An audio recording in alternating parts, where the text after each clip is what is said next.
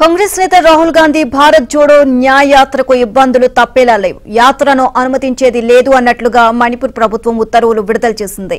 యాత్రను జెండా ఊపి ప్రారంభించేందుకు మాత్రమే అనుమతిస్తామని ప్రకటించింది. ఆ కార్యక్రమానికి కూడా పరిమిత స్థాయిలోనే నేతలు పాల్గొనేందుకు అనుమతి ఉంటుంది అని ప్రభుత్వం తెలియజేసింది. ఈ నెల 14న మణిపూర్ టు ముంబై యాత్ర ప్రారంభం కావాల్సి ఉండగా తొలి నుంచి ఈశాన్య రాష్ట్ర ప్రభుత్వం అభ్యంతరం చెబుతూనే ఉంది.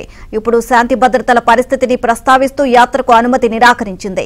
కేవలం యాత్ర ప్రారంభ సూచకంగా జెండా ఊపేందుకు మాత్రమే అనుమతిస్తోంది.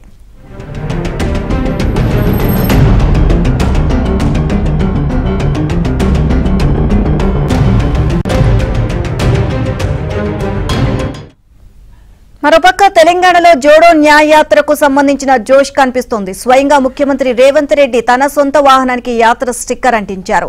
స్టిక్కర్ పై భారత్ జోడో న్యాయ యాత్ర అని ముద్రించి ఉంది. రేవంత్ చర్యలతో కాంగ్రెస్ శ్రేణుల్లో నూతనోత్సాహం వచ్చే అవకాశం ఉంది.